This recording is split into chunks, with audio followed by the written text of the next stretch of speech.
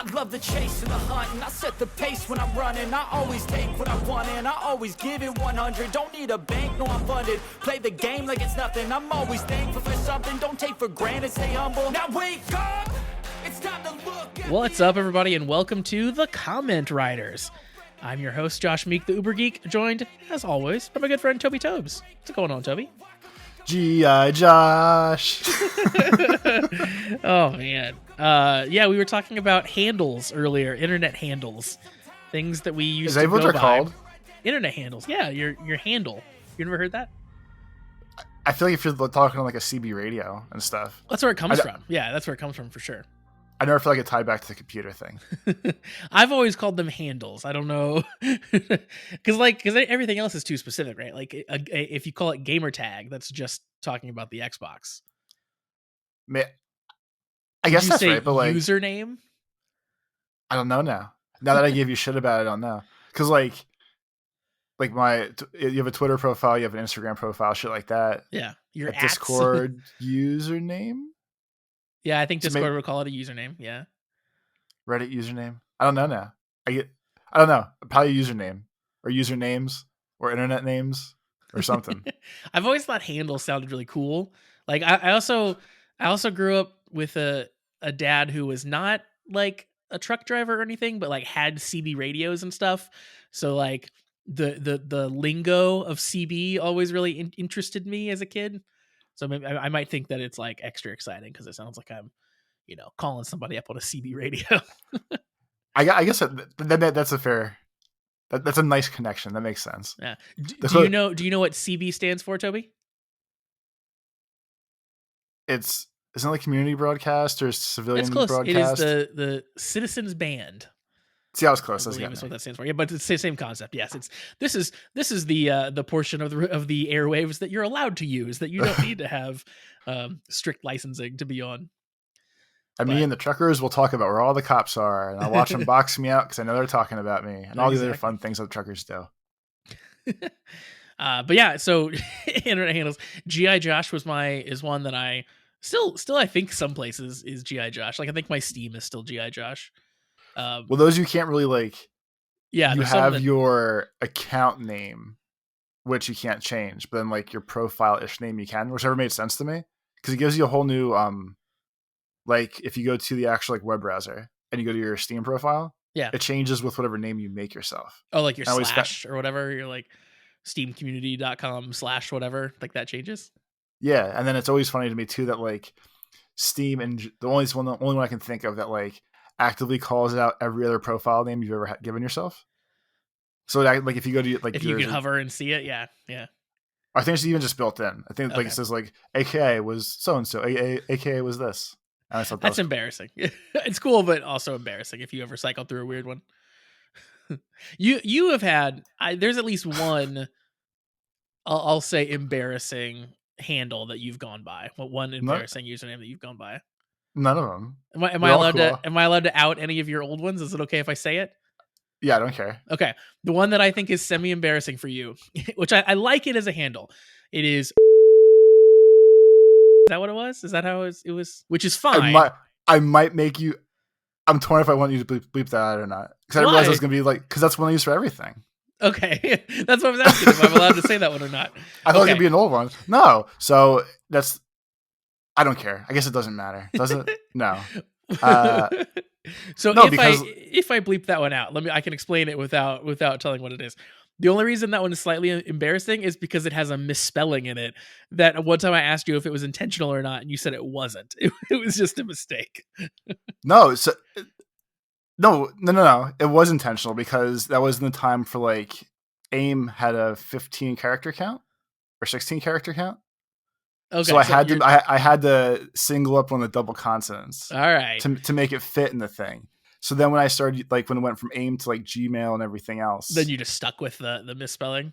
Yeah, because that was my thing. Okay. Dude, right. I've had so many worse ones than that like I didn't think that we were going to go for my main tag. that was just the one that came to mind for me because of the misspelling. I think that one's still cool. I think that one's still fine. I like it. You'll have to lie to me. It's a song lyric. I do like it. It's a song lyric. I don't care. It's a song lyric? Yeah, that's where I stole it from. All right. What's in your mind? What's your most embarrassing username you've gone through? Because I have one that no one knows that I can tell you afterwards. That's the most embarrassing of So me, of my own. I guess I have two, and not that they're embarrassing. It's just people react to them stupid, and then it makes me feel extra weird about them. I guess there's three. There's three. Okay.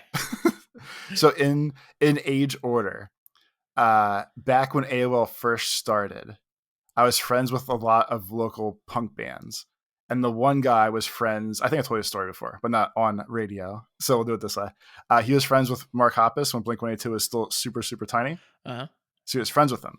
So Mark Hoppus's super old AOL AIM screen name, just so everyone knows, was X-rated Rockstar. Or maybe it might have been the double X's, like X rated Rockstar, X on the other side. That was Mark might be the Hoppus's most embarrassing one. So when I got my own cool AOL guy name, or one of the times I changed mine to X-rated Punk Star or something like that because I was a punk kid and I was like, I can co-opt this and steal it. And it was funny because I was like early 20s for this, and I was friends with, or I met a bunch of kids on AOL that were like 17, 18 in a punk band. And the one day I drove to like see one of their shows. I was like 45 minutes or an hour away. And they were so happy that I came that instead of being like, oh, wow, Toby's here, this is so cool you came, they walked around after I met the first one. And they're like, guys, this is X-rated Punk Star. Oh my God. Oh my God, they introduced you with your username. That's incredible. And then I felt a little weird because they were young enough where like their moms were still there and stuff, or their parents. And I was like, okay, I might be a little too old to be down here when you guys are doing this to me. I've always wanted to be cool enough for someone to introduce me as my handle instead of my name. I've always thought that would be cool. I've never lived that experience, Toby. But see, like, so it works better now because everyone calls me Toby or Tobes anyway in real life. So me just saying Toby Tobes is fine because people call me that no matter what. So that was part of. So when I was very young, and just messing about on the internet, it's our different experiences on the internet when we were young is great because you were like making friends in AOL chat rooms and like talking to people on AIM and stuff, and I was like on the Wizard message boards or something like that, like talking about comic books. Because I remember one of my usernames on, I think it was the Wizard message boards. I was trying to go with a like superhero themed username that was cool, and I came up with "I'll save you ... whoops." No, that's good. I like that one. Whatever the formatting was, I was able to like put the dots in for some reason, and I thought I was the cleverest kid ever, and it's very bad. To tie into that, one of my friends when I was in middle or high school was super into AOL role playing. Not like weird. I mean, it's still weird stuff, but like Mud or like those kind of games where it's like RPG-ish. So the group of friends she was with all had Panther in their name. Okay. So then eventually when she was like, you can hang out with us and do the role playing thing, but you have to change your name. So at some point I was just Toby Panther because I couldn't think of a good first part to fit in the AOL thing. So that one's embarrassing. That one I'll say is embarrassing. Some other... but so on the name thing. So when I came up with G.I. Josh, which would have been like just probably slightly before the 360 came out, because that's really when I like started online gaming. The point of G.I. Josh was coming up with a username that had my real name in it. So when I talked to people in voice chat, they would know my name. So they would be able to say, "Hey Josh," instead of like, "Hey 420 XXX," fart snack. Like I wanted people to actually be able to call me by name. So that was the whole point. Yeah. Even in those days, I made sure I told everyone my name was Toby because I don't, especially when I spell my name stupid or things like that, people try to say it the stupid spelled way and not the real way. And at that point, like, especially if we're playing like any sort of actionish game, I'm not paying enough attention. So like anywhere I go ever, like I used to play laser tag a bunch as a kid. And even with my stupid laser tag name, I was like, just call me Toby. I'm not gonna acknowledge it like all you idiots do. Like the one kid was Elmer Fudd. So everyone used to call him Fudd. There was a Shade, there was a Nightmare, there was a bunch of other ones. and everyone thought they were cool. And they only called each other their laser tag handles Oh my god, that's so while they're embarrassing. at the laser tag arena. Like, I mean, this was a super tight knit group. Like, I was there for years, and I always made sure that everyone would call me Toby. And at some point, it turned into calling me just Toby as a joke, because everyone would say their names, and then they'd be like, "And this is just Toby." That's So great. that wasn't. That's very funny. That is a funny turn. I will say, so I've been using Pretty Dece here now for a while. That's sort of what I've kind of morphed everything over to for the most part. And so the origin of Pretty Dece is that is a Magic the Gathering kind of slang, sort of like it's sort of applicable to outside of Magic, but like in Magic, there are certain things people say, and like if you do like a good play, people at the time were saying like, oh, it's pretty decent, it's pretty decent. Like you try to like play off someone's really good card, but like yeah, it's fine, it's pretty decent. So I started using that, and I thought it was pretty self-explanatory that like DECE would be pronounced Dece because it was short for decent. That's It why. is That's what I've always assumed. Even though it I hear you is say it all the time now. Like, yeah, but it is shocking how many times people read it as DC, pretty DC. Like it is, they say the E out loud. Like that's not how English works. Just like read it. Like what is wrong with you? But like, oh my god, I make sure to never like talk in Twitch chat or anything, so the streamer doesn't say my name out loud or anything, because it always comes down to like, oh man, I totally agree, pretty DC. I'm like, oh shit, like it's yeah, people don't get it. and then my other two other super short, easy explanation ones. I really like the band Senses Fail. So for a long time, my username was Bite to Break Skin, because that's my favorite song by them. Okay, yeah, That gets weird reactions when you talk to people. that's Like, that's are fair. you a vampire? Are you into weird stuff? So that was forever. And then the best one that I still think was good, and the people that give me shit for it still drives me nuts. I still think Girls Heart Geeks is my all-time favorite thing that I came up with. And Yeah, I still like that one. it gets the weirdest mixed reactions, where I feel like usually anyone with a sense of humor will laugh at it. Usually girls would think it was funny if they saw it on like Twitter or like the Discord people I know and stuff like that. And most people would laugh at it. But there's a lot of like internet driven males who like their whole personalities are kind of weird. Yeah, that's They'll fair. be like, "That's so fucking stupid," and I'm like, "Well, it's supposed to be a joke. It's not that big of a deal." It's like, "Ha ha ha!" But girls don't hurt geeks, and it's like, no, it's not really what I'm going for. Like, I feel like when you came up with it, the internet was a very different place than it became like directly afterward. Like it was funny. That like, so Josh, and that was just because I had to host the channel. When Josh and I used to do Overanalyzed, the YouTube channel was still Girls Heart Geeks. Yeah. So it just happened to be my username at the time. That's how we made it. And like, it was a happy, fun time. No one ever gave us, I don't think anyone ever gave us shit. There's never dumb comments in the comments about like, this is a stupid name. It was just a fun thing. Yeah, people were pretty good about that as our brand. And I mean, yeah, and like now no one is like asking what Pretty Dece is or anything on the video. But I think people get it. But I feel like in general there's a lot more like dude bro influencers on the internet than there used to be that like would maybe have an issue with it. And then there's also a lot more like I hate women as my identity. that sort of cropped up as well a little bit. So there are a couple forces working against that username at this point. Yeah, they're all against me. So now it's just Toby Tobes. No one can yell at me for this. which is good. See, unfortunately, I don't have. Well, I guess I do. I was gonna say I don't have a name that has multiple syllables that I could could shorten, but I technically have Joshua, which is more than one syllable. I don't like going by Joshua.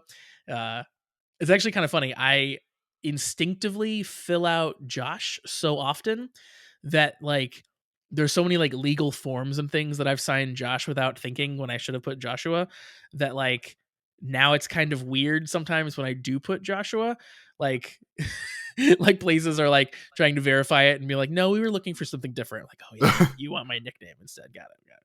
The data center I have to call for work because we're externally hosted.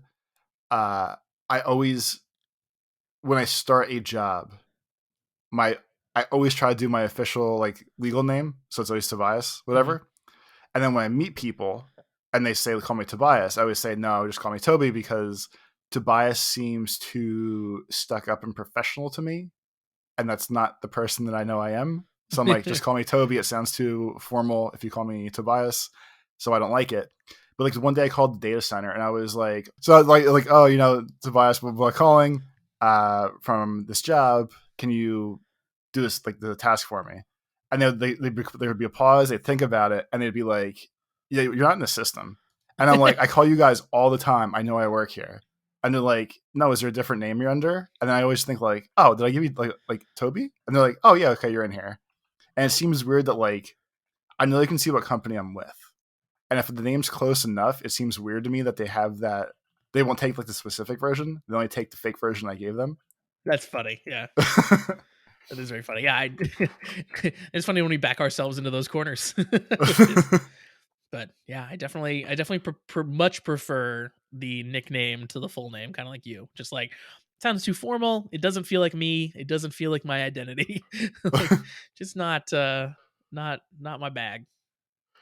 And then the final name part, and I think I said it before, but I don't remember. So the Tobes part only really comes from the fact that like there's this weird thing that happens in my life where even the people that don't know each other, when they become friendlier with me, everyone calls me Tobes for some reason. Yeah. If they want to talk to me. And I don't know how that started. I don't know why that's like, that would be the super informal of my informal name, but just because somehow became a thing that everyone does. And that's usually how I can tell how much people like me, if they call me Tobes without prompting or not. So that's where the Toby Tobes parts comes from. I had a totally is true. Like that is the inclination to so anyone named Toby, if you know him well enough, you're gonna call him Tobes. That just happens. Mine, and I think it probably is the age that I am. I feel like a lot of mine became like J Money and variations on Yo, that. J Dog. Like, what's up, J Dog? What's up, J Dizzle? What's up, J Money? That kind of stuff. There was a time when Josh was switching from GI Josh on Twitter years ago to a new name before the Pretty Decent one. Oh no! And you and I had a in-depth conversation of like, does Josh Apocalypse work? Does Josh Tastic work? Does Josh something else work? Oh, do you remember? Do you remember what we came up with on that? Because we came up with a good one that I still use it sometimes. Wasn't it Josh Apocalypse? No, we use Josh Tastrophe. That's what we ended That's up what liking. it was. Okay. Yeah, which I still really like. It's really good. The only problem with that one is it's too long. Like it's pretty darn long to fit places, but I still think Josh Tastrophe is really great. that is still my username on a couple sites here and there. Well, and that's the thing too, like at least using the bleeped out one for almost everything anymore. At least it's always the same thing now. But there's been tons of times where it's like I'd have like 4 or 5 different usernames on 4 or 5 different sites. Yeah. And it feels not like me when I like sign into the weird ones I don't use all the time. Yeah, who is this person? I'm wearing this skin. This is not my online identity. I feel weird talking like this. Don't call me this name. Totally. And then the only other username that I use on occasion is it's my real name, just like leet speaked a little bit. And I use that in like more like not professional settings, but places where I'm presenting as more myself than like an internet person. But yeah, man, you've made me realize how good Josh Tastrophe is. I have to just resurrect that one. Oh, and then the final thing too is, so in general, the Girls Heart Geek things, it's a catch-all email. So I used to always make different emails for different websites when I would sign up. So I always knew where shit was coming from. And I've never felt more alive than like when the cable company or the bank would be like, what's your email? On file here, we have like so-and-so bank at Girls Heart. Yep. The Girls Heart Geeks. Yep. We keep going. See, that was why I created a very tame, just my name Gmail account very early. So I never had to like say an embarrassing username out loud at the bank or wherever. Like that definitely never wanted to have that experience. That's why when I doubled down after losing the Girls Heart Geek brand, even though I still have all that shit, that's when I signed up for Toby Sucks. Yep. Or TobySucks.com. So now when I call the bank, it's so-and-so bank at tobysucks.com. And I get a kick out of people repeating that back. That is very good. That's very good. Toby, speaking of very good, we got some very good emails this week that I think we should jump into. Let's do it. First email, actually several emails this week come in from Shade. Shade sending us kind of up to the minute details about Kamen Rider Gotchard. We got mail blasted. We did. So let's use this as our catch up on Gotchard talk segment here. So Shade, of course, sent in some of the posters that we've seen for Gotchard so far, and some of the like info and like videos and stuff that we've seen. So what we know now, which I'm sure if you're in this world, you probably have seen these things as well, but to catch everyone up, Gotchard is a card-based season. There are going to be like over 100 cards, I think. Gotta catch them all. Yeah, and they're being sold, as Shade tells us as well here, in random booster packs. So some of the cards will have different rarities, but you're buying them in packs. Like there's a Phase 0 where the packs have like 3 cards a piece, I think, and then a Phase 1 where the packs have 5 cards a piece. It blows my mind that they're selling this in randomized booster packs. Hilarious, because it's that randomized where like you don't know how many cards you're getting too. Yeah. Or is it actually? No. It's the Phase 0 packs have 3 cards and the Phase 1 packs have 5. So depending on which pack you get, you'll know how many cards you're gonna get, but you don't know which cards you're gonna get. They're randomized within each pack. That's crazy. Why would you ever buy a 3-card pack? Well, because it's gonna have a different card set. Okay. Yeah. So like the Phase 0 cards, there's like, I don't know. I'm just gonna shout out a number 20. There's 20 cards in that set. Do not correct us. We don't care. I had the exact numbers somewhere, but I'm not seeing them here on my notes. So making it up, there's like 20 cards in Phase 0, and then Phase 1 is where the majority of the cards are. There's like 88 cards or something like that in Phase 1. So you'd buy the 3-pack cards because you'd get those subset of 20 cards that you wouldn't get elsewhere. It's 25. I just looked. But for it blows my mind, Toby, that this is a show. Like these cards are for the driver. It's not like these are like a trading card game. Like it's not a Kamen Rider trading card game. If it was, it'd be amazing. It's just pictures. It's just pictures with like a little like barcode that the driver can read and like a power meter. But it's like they're pretty pictures, but they're just pictures. Like they're literally just trading cards, not a card game. And I just don't. It's so weird that that's how they're selling them when it's not a card game. It's just trading cards. I think it's cool. It's very cool, but it's surprising to me. From the financial stealing aspect of this does make the most sense. Yeah, no, you're totally right. Yeah, like I mean, like people are going to spend way more money on these than they otherwise would. But like you get a double in this, and it's literally useless. Where like if you get a double with a trading card game, like maybe you can play 2 of them or something. You know, like it kind of makes sense. But yeah, this is just like, no, I've already got this one. I've already got the evil looking train card. I guess I don't need another one. But then you can trade it with your friends for their evil looking caboose card. I guess so. Yeah. But it's cool that there's actually a website that they've already put out, which is like very slick. Like I don't know if you've been to that website yet. It was linked in our Discord, but it's rider-card.com, and it shows all of the current cards that have been released or that are going to be released. So you can kind of see the art. You can blow them up real big. Like as far as card galleries for like trading cards and card games, this is one of the best I've ever seen, and it's just for a season of Kamen Rider, which cracks me up. And there actually are some really cool ones for Kamen Rider Geats characters. So there's cards they've put out that are for Geats characters. So there's like a cool Naga one, there's a cool Tycoon one, and so on. So that's probably just set up the crossover that's inevitable at this point. I think so. Yeah. There are always a few gimmicks for the previous season when a new season comes out. So like, they'll do some cards for Geats, and then when the next show comes out, whatever the gimmick there is, they'll do some ones for Gotchard. I'm sure that like, you know, we'll do a little bit of the overlap and stuff. But no, I'm excited about these cards. I'm excited to see where they go. I'm excited to hold one in my hand to feel like how substantial it feels, because I'm guessing it's going to be like, I'm guessing it's going to feel like a card from the uh I've lost the name of um the Work with me Japanese here. game. What's that? I said, work with me here. You have to give me some hints. The Ganda Ride. That's what I'm trying to come up with. There we go. Which is the Kamen Rider arcade game that you put the little cards in to play it, and they, it spits out the little cards. Like those feel like very thick and plasticky. I'm guessing these probably will too, since you're gonna be playing with them and putting them in the driver and stuff. So that was be my guess for that. Where like they're not.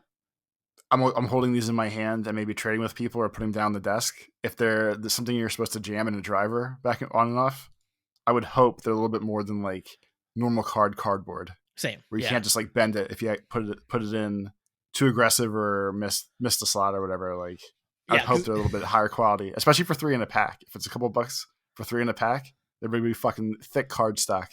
Agreed. Yeah, totally. Because if it was just like a magic card, like that thing's done after like 2 or 3 mentions. It's like, yeah, this thing's just destroyed. I think it's extra fun that like so obviously the picture on the card is most of the draw, but obviously if you're supposed to be able to play with them, like if you accidentally wear down the stupid barcode, it effectively makes the card useless. That's pretty funny to me too. That is pretty funny.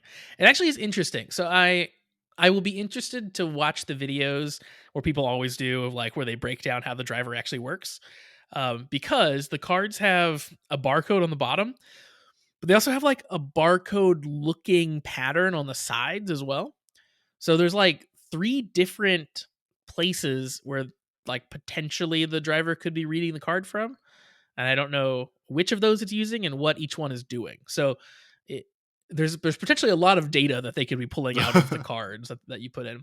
But like with 100 and some cards, in the 101 cards, that's the total number of cards, and thinking you're combining 2 of them in the driver, like that's a lot of options for a lot of sounds that have to get combined for that driver to do, which is very cool. I think that's neat.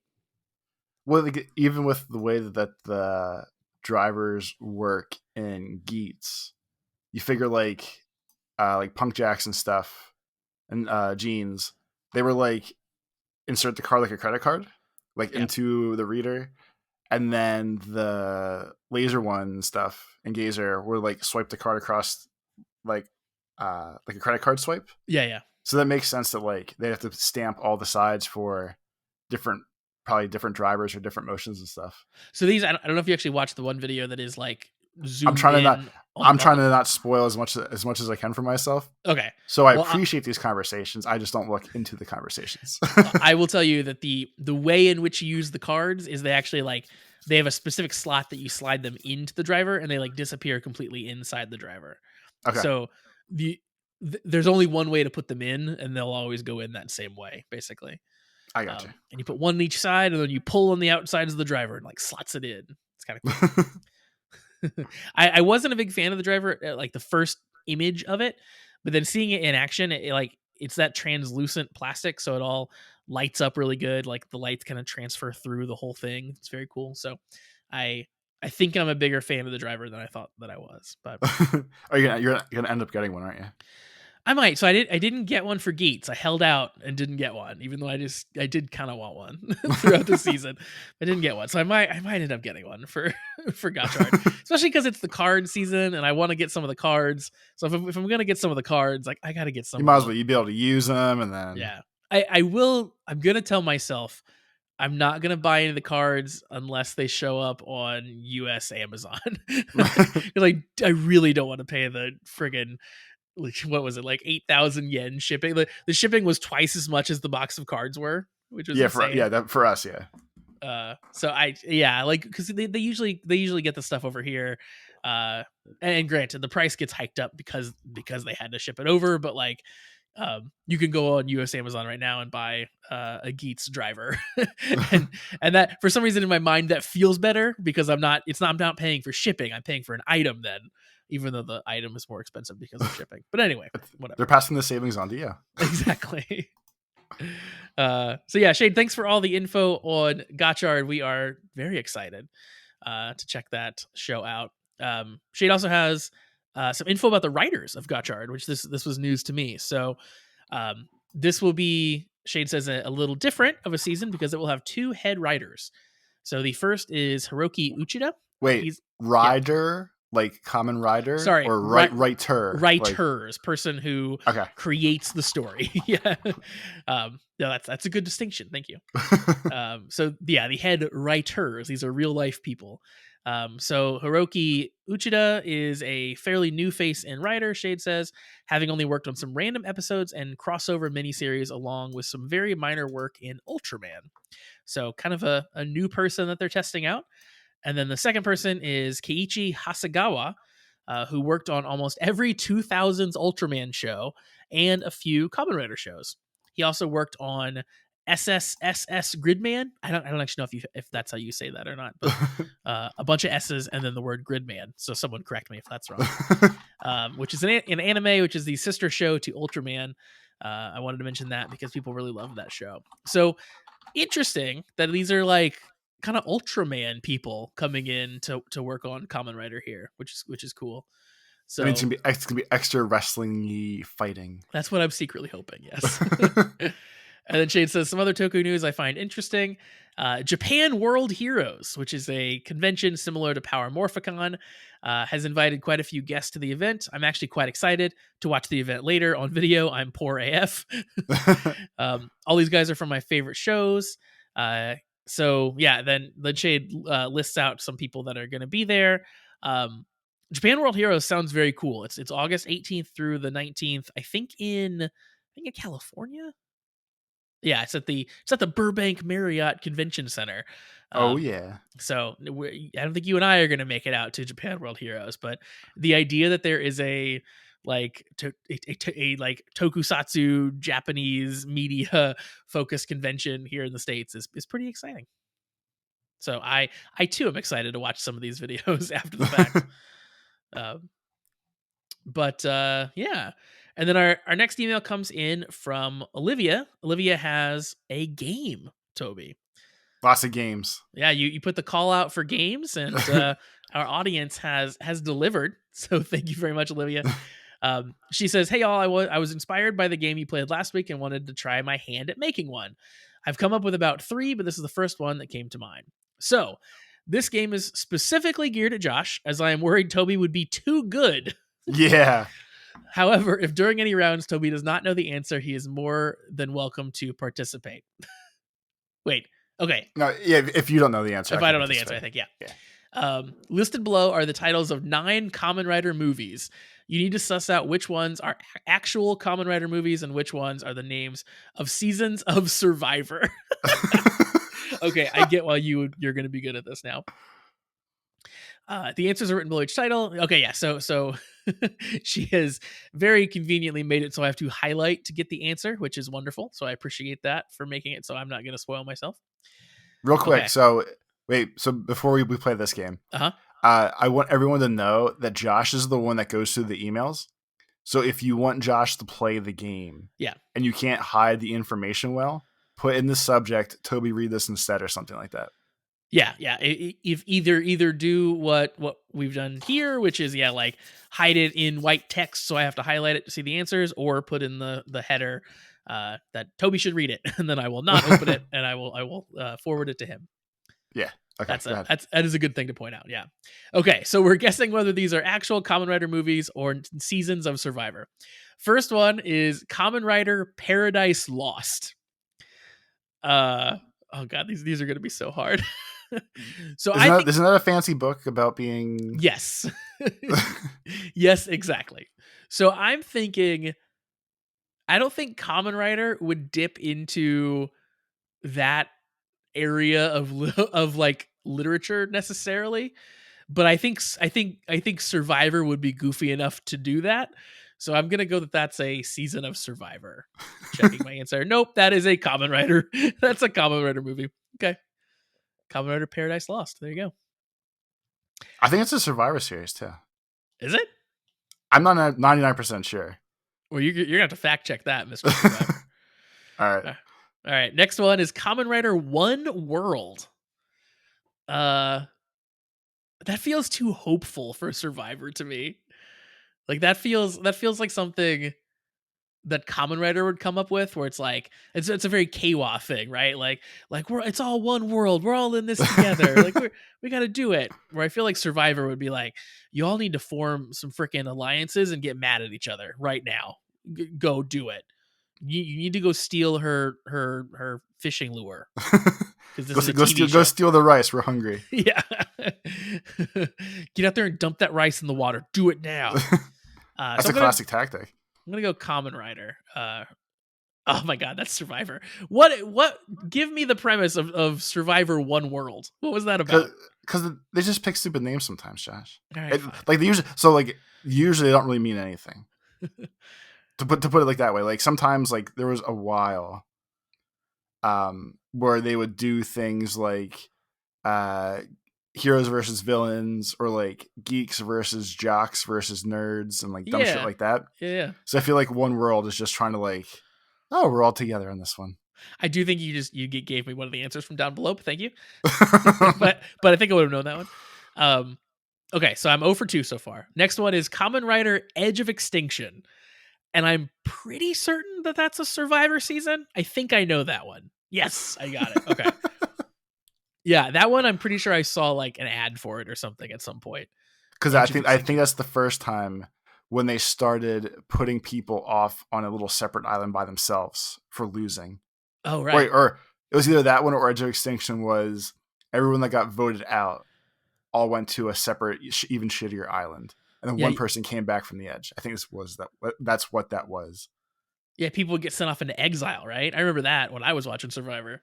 There was Exile Island was also a thing. Yeah, it might have started with the Edge of Extinction Edge of Extinction season. That's hard to say. My one memory of the like exile people off on their own is they would shoot it like only at night, like only in like night vision, if I remember right. And for some reason they wanted you to think that there was like a million snakes out there. It's like yeah, she's out there alone, and it's like there's like a million snakes that are gonna kill her like right now. Like it sucks that she lost this game, but she's gonna die. That's how they always do it. But like there's probably a fancier word for it. But when they want to cut between scenes, they usually find like a picture of some sort of wildlife to pretend like they're real close on the beach. But like, and especially as someone who's like afraid of snakes, I always got terrified like a snake would creep up on the beach where we were. But you figure like with all the camera people and shit running around there, they probably just like stay the fuck away from all the humans. Oh, I guarantee. Yeah. Yeah, I'm sure all of those like those B shots that they do to like cut between scenes are like miles away from the people like on some animal reserve or something. Yeah, I'm sure. One World was because they all lived in the same beach together, even in the beginning, even though they were different tribes. Oh, okay. All right, that makes sense. Next one is Kamen Rider Worlds Apart. See, I think that's Survivor. I think One World and then Worlds Apart. I think that has to be Survivor. Yeah, I got it right. Okay. That's also good. That's also a Journey song, I feel like. Yeah, that's fair. Speaking of songs, the next one is Kamen Rider Final Countdown.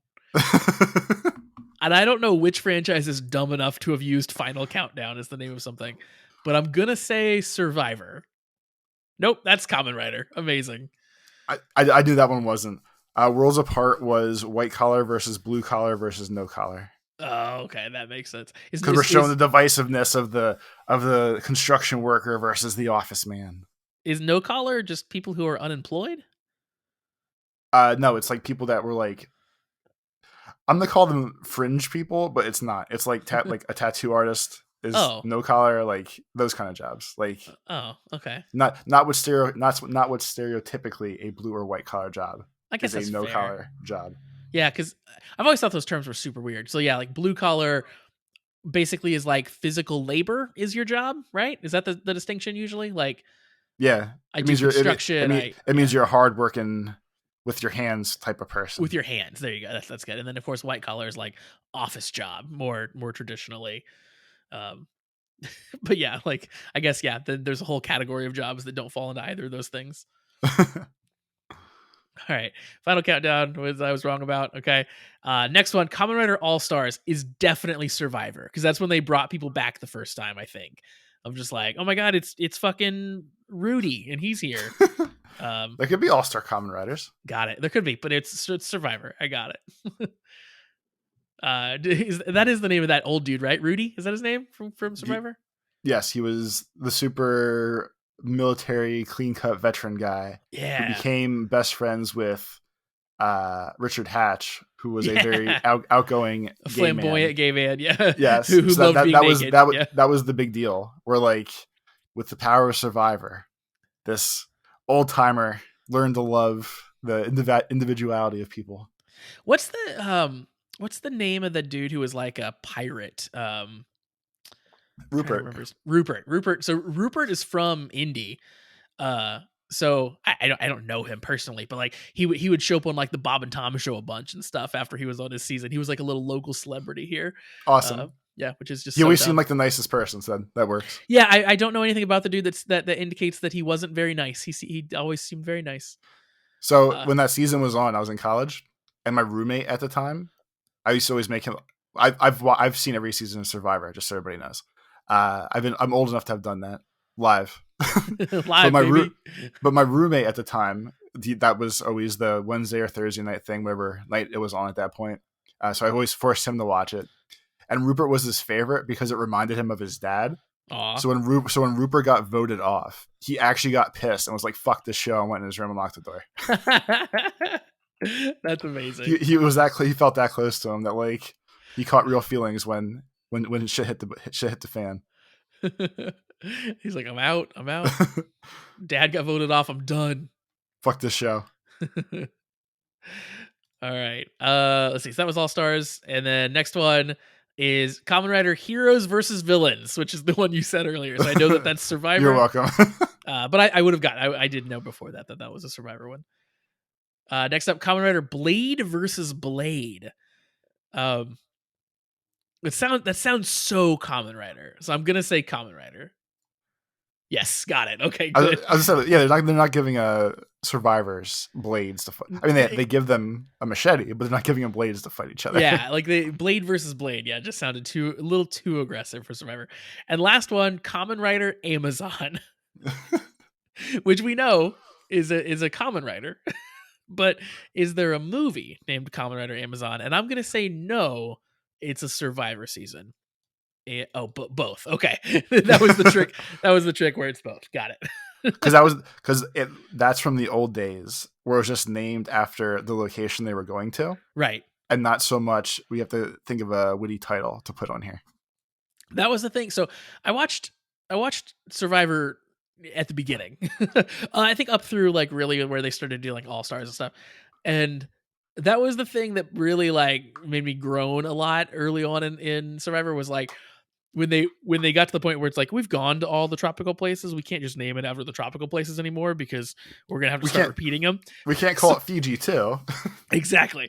So it's like, all right, we gotta have another reason to go back to Fiji. Like that was when I really like. I think that's my first time my young mind noticed like not jumping the shark, but like, oh yeah, you're having to try really hard to keep this going. Like I get it. I'm seeing where the seams are. Awesome. Well, Olivia, thank you very much for that game. That was super fun. If anyone else wants to send in emails or wants to craft a game for us, as Olivia here has done, you could do so. Send those to cast@kamenridersucks.com. You can find that link in the description of wherever you are listening or watching this podcast as well. Toby, without further ado, I think that takes us into our discussion of Kamen Rider Geats, episode 45. Kamen Rider Geats, T-2 or 3, or whatever the hell number's left. I forget what it was, yeah. This was a weird episode. That's where I'm gonna open this with. I think that this was a very strange episode. So we, of course, last time we got Nago back. Her little happy cat Form face 2 is back on the team. Yep. She's got her cool little form that she can kind of phase through things, which is very cool. And we get a cute little moment opening this show, which I liked, where Punk Jack is like happy to see her back. He does like the little like meow cat thing. um, and yeah, they're talking about like, hey, they're amassing comrades. Like, hey, we're all here, we're working together. As long as we wish together, as long as we put all our wishes into the same bucket, then anything's possible. So it's a real like yay rah moment at the beginning, I think. I'm glad they figured out this together. Like, it seems like it's cheesy and it works, but they didn't really do like there was no soul searching for this. They just threw it up front like, hey, by the way, if we all wish together, it probably works better than when we wish apart. Yeah. I'm glad that didn't take like episodes and episodes to figure out. Like, yeah, we don't have time left for this. Exactly. Yeah. Like, and plus, like, that's kind of like cheesy and hand wavy enough that I don't need that to be a big conclusion. Like, just tell me that's how it works, and then I'm happy that you're all working together. That's great. But of course, their big thing they still need to do is rescue Sumi, who is still in captivity, held by Jito.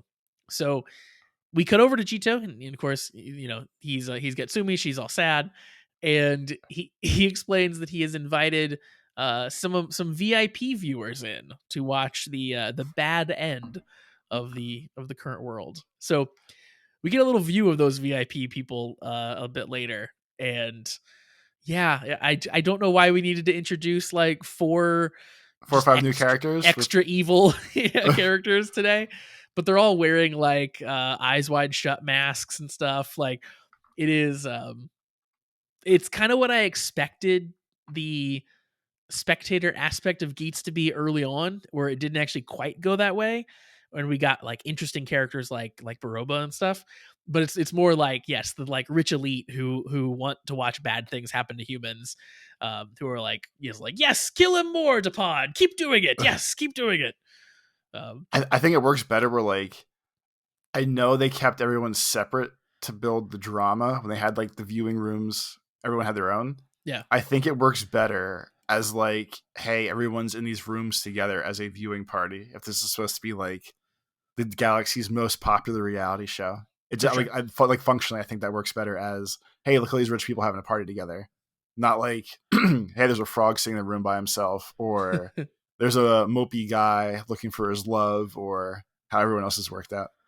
Yeah, no, I totally agree. Yeah, I think that it's what it would be like in not in real life, but like it's what you would more expect, where it's like you would want to show off your wealth to the other wealthy people, and you'd want to show like, oh, I'm gonna buy him an extra buckle right now. Watch me as I send my favorite an extra buckle. Yeah, it makes sense that they would all be together. If Josh and I were both going to watch Survivor and he was closer to me, we would watch Survivor together. We wouldn't both sit at home and text each other and be like, hey man, did you see that sick vote? No, you'd be sitting there together and watching the most popular reality show together. Yeah, I'd go over to your house and watch Survivor. I would do that. Great. I don't know. There's a lot of frogs at your house. I'd maybe make you come to my house. Toads. They're toads. They're toads. You got too many toad friends over there, dog. No, they're all fantastic. Also, you skipped the ultimate beginning where Baroba looks almost drunk and she's looking for a new man since Buffa skipped out on her, and she found Panda Bear himself as a new evil, morbid sadness boy. Yeah, she's wandering around. She's like, oh, this is all so terrible. And then she zeroes in on him. She's like, you. And I don't know about you. I'd forgotten that Dupont existed entirely. But no, he's still out there. He's back. Everyone's back now. That's the thing. Exactly. He's back in the brave new world that Keiwa has created. And he's ready to F some stuff up, I guess, as Dupont once again. Because it does not take long for him to sign back up. Because she says like, I want all this sadness, and he's like, yeah, me too. Same, bro, same. but like, it's funny because I remember the panda as the outfit. Yeah. When they showed the actor, I was like, this person means nothing to me. I thought she found some random guy she was going to pick on. But it was really just like an actor that we've seen in the past. And she's like, hey, yo, come back and don the mantle once again. I will say in our defense, his hair looked a little bit different than it used to. Once they showed the flashback scene, I was like, oh yeah, him. I remember now. But yeah, when she first zeroes in on him, I'm like, okay, she's just gonna pick on some random dude. And then when he was like, yeah, I want that too, I'm like, oh, she picked really well, I guess. Good Like, choice. so I thought his inclusion in this episode made zero sense. That was my big problem, I think, that was one of my big problems with this episode. Is like we have this thing going, this like kind of a stalemate between Keiwa and Ace right now, right? Where they're both kind of like amassing forces, I guess. And that was kind of how this was presented. So like Dupin, Baroba, like, she like basically recruits him. He fights Neon. He shoots Neon's mom, and then he shows up. That was to pretty sort funny, of, by the way. It was. I thought that was a good call. and he shows up to like be on Keiwa's team, but like not really. Like Keiwa sort of like brushes him off. Like it's not like he's like amassing Keiwa's army, because then we sort of move on from that very quickly in this episode. So I just didn't really understand his purpose here. But it was pretty cool when he shot her mom, because he pulled a gun flips out of his boot and just shoots while he's like laying prone. It's pretty great. It was extra funny to me because like I thought he shot her in the chest, and I was like, oh shit, they killed Neon's mom. That's pretty funny since everyone got their morality things, now everyone's friends. But he shot her in the arm, and it didn't seem that bad. And then when they talked to Neon later about like, oh, is your mom okay? And she was like, well, she was critical, but she's gonna be okay. And it's like, I don't think that kind of damage comes from a gunshot to the arm, especially if it's a laser gun, which I would assume cauterizes it right away. They also did a really good job too when they showed her like her blood, her actual wound. They did a good job to make it like as far on the shoulder as you could possibly go, like almost wrapped around the corner. Like it's nowhere near your heart. You're okay. Like everyone needs to know she's gonna survive as soon as you see it. But yeah, like, I don't know, like it gave Neon a chance, I guess, to like defend her mom and like the love that she gained and all that stuff. But I don't know, like it just seems like now maybe he's gonna be gone again after the end of this episode, or at least maybe not matter. Or I guess we'll see. If they wanted to drop the new VIP party or Dupin to have a comeback, I feel like one of the two works and it'd be okay. But now there's like between the 4 or 5 VIP people, he's back in the game now. Like they just re-added like 6 or 7 new characters with 2 episodes to go. Well, and then we'll get to it, but there's 2 new characters that we don't even know who they are, that are like watching from the sidelines during this whole episode too. That like one of them is a Kamen Rider. It's like, what? Who are you people? Like, what is even happening? This whole episode felt like they had been setting things up in a very like predictable. Things are kind of grinding to an inevitable conclusion, and this was just sort of like, and then we're gonna throw a bunch of wrenches into the plan and then rush to that conclusion so we can do something different. We're gonna get them in here so we can get rid of them like next week. They're not that important. They're not that important, guys. Don't worry. It's so strange. But then yes, we of course get the little scene like you said where we find out that Neon's mom is going to be okay, and they all go and decide to visit Daiichi, who's being discharged from the hospital. And this is maybe one of my favorite scenes in the episode, because he's walking out of the hospital. He's got like a weird band-aid on his mouth for no reason. His arm is a little bandaged, but like, he was nearly dead last time we saw him. He did okay, and they're like, oh, you really recovered pretty quickly. And he's like, yeah, thanks to my Giamato DNA. And he turns his entire arm into a Giamato, like it goes all crazy. And then like I was thinking, like, how did the doctors work on you? Like, like physiologically, how are you cared for in that hospital? You treat it like an arm. As long as they don't do blood tests and see there's like little plant bugs running through you, I guess you're okay. Like, I hope he didn't need any like blood transfusions, because who knows how that works. Hopefully they didn't need to like, I don't know, check a heart rate ever. It just seemed complicated. That's all. Yeah. But Daiichi, for some reason, was very happy to take them to the his old tree of knowledge, but it's just a regular tree now. It's not a tree of knowledge anymore. Well, there was a reason he was happy for it, Josh. And why was that? Because they said, not only did you absorb the evil memories and the sadness, you also absorbed all the happy wishes that everyone wants. And now you have feelings too. And that's why Pidgey's on the good guys team. Well, he at least took him to the tree. Yeah, I don't know if he's quite on the good guys team yet, but he did once again acknowledge that, like, if you put this whole world back together, so you might be able to save Sarah. Like they got that confirmation once again. Because But the conversation was like when Geats gave him the Geats talk, which as we know solves everything really. definitely, He says like you hold on, let me go back a little bit more. He tells him by taking people's memories, you've also learned of their happiness, as well as a feeling of guilt for destroying their happiness. And Pidgey makes a real morbid, sad face, and he's like, "You have one path to salvation for atoning." And then Daiichi knows, and so that's he's on joining he's Team Ace. yeah. I guess so. That's one more wish, Josh. That's one more powerful wish when they all combine their powers, like Captain Planet, to get this world going good, going good by the end here. I was gonna say it was like Voltron, but it's definitely more like Captain Planet. You're totally right. When their powers combined, Yep. the wishes come true. And then we get a hilarious scene. So Punk Jack sneaks his way into the mansion where Jito and Sumi are, and just all right. So I guess Jito wants to kind of go and confront Ace. I believe is where he's heading off to. He unhooks Sumi. He stole her tear. Oh yeah, and turned it into some sure. sort of weird, crazy ice diamond that I'm sure will be used for some sort of wish power in the next couple episodes. I thought, by the way, so she starts to cry, and then like he swipes really fast so he can catch the tear, and like you said, turns it into that diamond.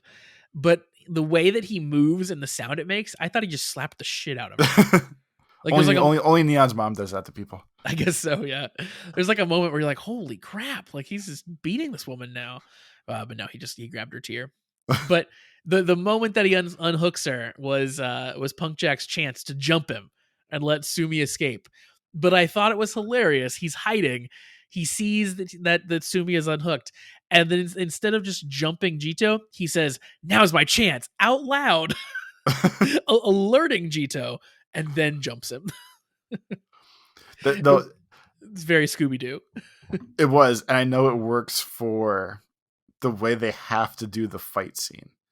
But like at one point, like Punk Jack like wrestles him to the floor and has him in like a UFC move where he's trying to like hold him down and like make sure everything's okay. And he's like, "Now Sumi, go." And she just stares at him. And of course, they have to wait for the moment to happen where they're allowed to leave and everything. But he's like, "Okay, go." And they all just look at each other. And he's like, "No, seriously, but I have him. Let's just go." And they're not really like wrestling around anymore. They're just laying there so that he can talk and not be interrupted. Yep.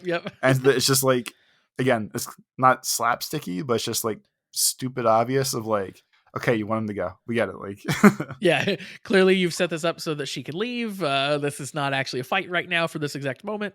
Yeah, it was pretty obvious. Her delay, like I know, like she'd been in captivity. She had been under. She's sleepy. She's upset. She doesn't know what to do. Yeah, like there's a lot of reasons for her to not be moving, but it was still pretty hilarious. It's like you're free, you're released. You like run, just get out of here. What are you doing? Run faster while the person that kidnapped you is literally just tied up, for lack of a better term. It was a long beat before she decided to do that. But then speaking of a beat, so Punk Jack, wrestles him fairly successfully for a short time, but then Jito whips out the little beating stick that he uses. Like a police baton, like the retractable police baton. Exactly. And he whips Punk Jack with it, like hits him in the head almost is what it looks like. And they use the most gruesome sound effect that I've ever heard. Like it's not just like hitting, but there's like a mushy, wet sound to it that it sounds as if he's like broken Punk Jack's skull open. It's gross. Like go back and listen to that, and it is wild the sound effect they use for that. I almost thought he killed him. Because like Punk Jack smirks before he gets hit. Like I know shit's about to go bad here, and I don't think he smirked because he was about to die. Like I'm assuming he just got knocked out, but like it was definitely crazy. I mean, like I don't think we see Punk Jack again the rest of the episode, right? Well, he got knocked out, Josh. I mean, that just makes sense. Just saying, he could be dead. I hope not. So we do get Sumi escaping finally, and then while that's happening, we also have a confrontation that is beginning between Keiwa and Ace. So Keiwa had kind of decided that he was just gonna go. Yeah, I guess he was gonna go fight Ace right now. And they have words. I don't know. They have a lot to say to each other, Toby. The usual dramatic Geats speeches Yeah, where he needs people to know what's going on. that's exactly it. Yeah, they kind of fight. Like they go through all the normal stuff of like Keiwa wants to rescue his family. He knows what he's doing isn't exactly right, but it's his only path that he sees. And Geats is Yeah, like, "Oh, everybody can be happy. Come on, let's do it." a lot of this episode jumps back and forth a lot of like Keiwa saying, I know what I'm doing is wrong, but I don't know what else to do. Yeah, And then going, I don't give a shit. I'm just going to do this because I still care about me. And it's just weird that like he has a lot of hard swings back and forth the whole time with that.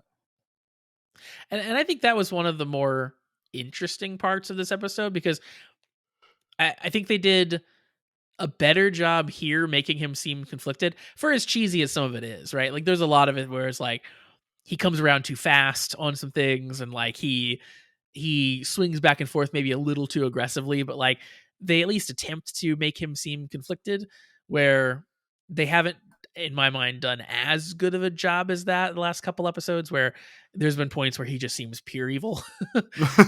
Like the only other time I can think of where he was like really good at being conflicted was when Buffa came to fight him and he got to do like, well, that was just one of my people who did that. I wasn't involved. And like he really tried to blow that off.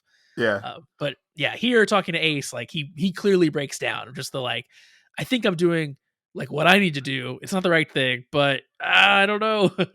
Like you could tell it's like, you know, Ace of all people is someone he looks up to, someone he wants to, you know, still think he's his friend, still do the right thing. And of course, speaking of doing the right thing, at some point, Keiwa gets a boost buckle and Ace just stops fighting. Keiwa, of course, he went full Obi-Wan in the original Star Wars. he did. 100%. Yeah. He just stood still and he let Keiwa strike him down. And oddly enough, the classic. He turns full on Force Ghost after that. Yeah. Yeah. To use a classic Star Wars line, he said, I'm sure everyone knows, but the line's basically like, if you strike me down, I'll become more powerful than you ever imagined. So true. Oh man, this has just been a Star Wars allegory this whole time. But Keiwa, of course, knows that Ace has stopped fighting. He knows he isn't just winning here, so he kind of is like, "Why? What are you doing this? Why are you not fighting? Why are you giving up?" And Ace basically says, "Like, I'm not giving up. I just know I can't change you by force," which I thought was a good line. Like that was like, you know, I can't keep like I can keep hitting you forever, but it's not going to change anything. Which was kind of cool. Then at that point, Sumi shows up, and again, more arguing about sort of what Keiwa should be doing, what they should all be doing. Sumi tries to convince them that they all have the same goal. They all just want a world of happiness, which includes Keiwa's. And if they all just wish together. Exactly. They just need to all wish together.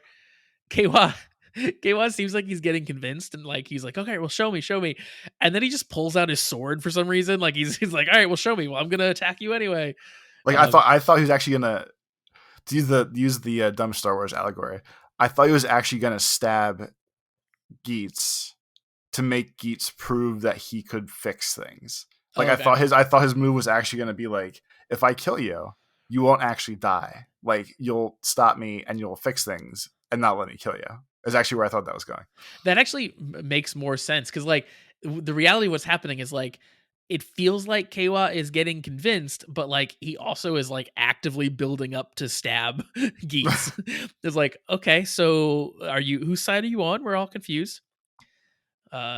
Just right as he's about to actually slash Ace, kill him, Sumi kind of jumps in and magic happens.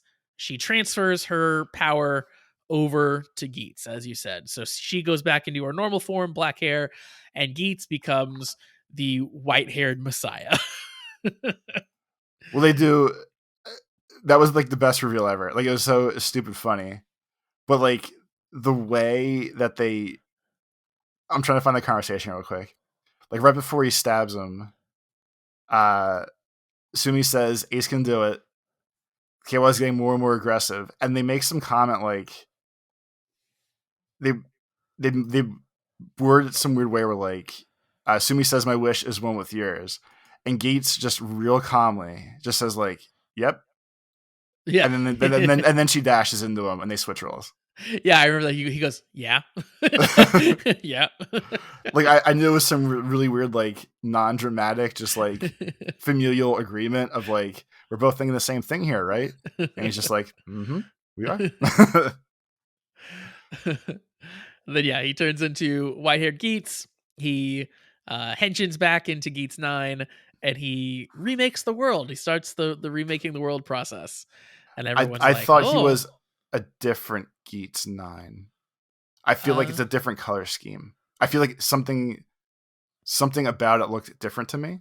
okay. And maybe If it wasn't, it's subtle. but it might not have been. Okay. But yeah, he definitely Geats is out and literally remakes the world. Yep. And then, as we said, there are two people that have been kind of watching this proceeding as we go. One of them is a writer who also he looks like Keiwa. He's like the dark black samurai rider like Keiwa, except he's like black and blue, but he has the Geats 9 buckle. No, he looks like Geats. What are you talking about? He looks like Keiwa, doesn't he? He's like all black like Keiwa. No, he's. Am I misremembering? You are. I'm gonna send you a picture real quick. Yeah, screenshot me. I'm gonna screenshot you right now. He basically looks like only because we're watching it. It's the literal equivalent of like X8 and Dark X8. Okay, it's just right. It's just Geats and Dark Geats. Now, in my mind, he was black, so he looked like Keiwa to me. Wait, I sent the picture to the wrong person. Hold on. Someone else is like very confused. No. Luckily, I just sent to Navigator there. Perfect. Oh, you're right. Okay, so well, hang on. No, he's got some like. Josh, click on the picture. He has the same exact Mark 9 eyes with the little radar in the eyes and everything. It's 100% just Dark Geats. Yeah, it's Dark Geats. Okay, that's fair. But the girl cracked him up the whole time because she looks like 80s rocker, like or 70s rocker, and I just don't understand what she's doing there. She looks like a space pirate or something. Like what? Yeah, what is her whole deal? I don't get it. Okay, so yes, in my brain, I'm watching this, and he was black, so he looked like Keiwa. But no, I get it now. He's Geats, and yeah, paired with a 70s space traveler. Yeah, I don't know what their whole deal is. That was weird too. All right, so yeah, my thoughts on this episode. I thought that they rushed the Keiwa Geats confrontation. Like I was excited about that. And now it's over. And now they're friends. Exactly. Yeah, it happened too quickly for me. It didn't feel quite as justified as I think it could have been if they'd given it a couple more episodes. And the fact that we're like rebuilding the world again, and there's two new characters, we have to figure out who they are. Like again, like it feels too far to introduce new characters at this point. Like it's too late, man. We're done. Well, the only thing since now that I have you to talk it out with. The only thing I can remotely think of for Dark Geats and the crazy hippie rocker next to him, unless he's actually like different dimension Geats and she's his navigator. I think that something like that has to be true, right? Like I feel like that's the only thing you could do at this point that remotely lines up with the rest of the world and something else along those lines. But the Dark Geats character, though, he's got this weird voice about him that's like it's kind of like almost Gollum-esque. Like it's like oh yes, like that sort of a vibe to him. Like it very much is the opposite of Geats, which I guess could work. I'm just sad because at this point I was thinking about when the intro started. I'm pretty sure Sumi's never pulling the gun on Geats like I wanted. No, well, yeah, you're right, because he's got white hair now. I was going to say she's got black hair again, so that fixes that part of it. But yeah, he's in white hair god mode, so maybe not. My fever dream for the past was this now like 7 months, and it never came true. Just like all their dreams and wishes, they never come true. It's all about family. It's just like Fast and Furious. Exactly. So yeah, I'm back to being very confused about where they're going with this, but still here, still excited to see it, but this was currently I'm a little not as excited about the world rebuilding. I might be back into it next week. We'll see. Well, But- so we always, for many weeks, have gone back and forth and said, like, so what's the final move here, or the final play here, or like the final fight? And if Kayla's remotely back as like, okay, Geats did it. Geats is right. We're all gonna wish together. The only thing I can see them remotely that they just floated in to set up now is like all the friends versus Dark Geats and new producer guy, with like VIPs backing Dark Geats and new producer guy. But that can really only be the final. I can't see any final fight other than that. Yeah, I agree. Yeah. And if that's the final fight, it's dumb that we just introduced this again 2 episodes before this is over. Yeah. Yeah, I mean, like, it felt like they put in so much good work on turning Kayla evil that it feels like such a bummer to undo that now so he can be, Captain Planet member number 4. Because like he was so good at being a bad guy. Like, it felt like he could have been very good as like the bad guy, or like the right at the very end, second to last bad guy or something. But yeah, you're totally right. I think now we're building towards the Super Friends going against the game as a whole, the whole structure as a whole. Probably through the lens of this Dark Geats character. Yeah, they might be shitting the bed on the ending here. We'll see. We'll see where it goes. At least we have the excitement of Gotchard on the horizon. All right, so that's going to do it for us for this week's review of Kamen Rider Geats episode 45. Of course, you can check out all of our past episodes here on in the podcast feed if you're listening to the podcast, or on YouTube. You can just search for Pretty D, so search for the Kamen Riders on YouTube and check all of those out. Or you can go to KamenRiderSucks.com to be taken to the playlist of all of the episodes. Of course, send us emails, as we mentioned earlier, cast@KamenRiderSucks.com. And we have a Patreon as well. If you want to join up, it's just a mere $3 a month, and you get weekly or more often bonus content from us. Right now, we are doing a watch and react of Kamen Rider X-Aid, so you can come join along with us as we check out that series for the first time. It's very fun. It's not upsetting me. It's not upsetting me like the end of Geats is. Yeah, it's a light, airy. We're all excited. Everything's great. All right, Toby, where can the people find you on the internet? On Twitter, I'm not calling it the stupid name. It's at Life of Tobes, and on YouTube, it's Tobes Plays. I don't know what this Twitter is, but on X, it's where you can find Toby. Yeah, I'm most places at Pretty Decent Josh at this point. Threads, I guess, is where I'm kind of at. I have a Twitter account. Maybe I'm just done with social media, is what I've decided. But if you want to follow me, those are the places. That's probably the healthiest way to deal with this. So. Yeah, I think that's really kind of where we're just landing. But yeah, so that's gonna do it for us for this week. We will be back next week to talk further Kamen Rider Geats developments. Until then, have a great week, everybody. Peace. I'm taking shots at the enemy. I'm gonna make it to the top, leave a legacy. If I got something to say, you better let me speak. Turn it up a new degree, bitch, you ain't seen anything. I pop off with the new rock, electronic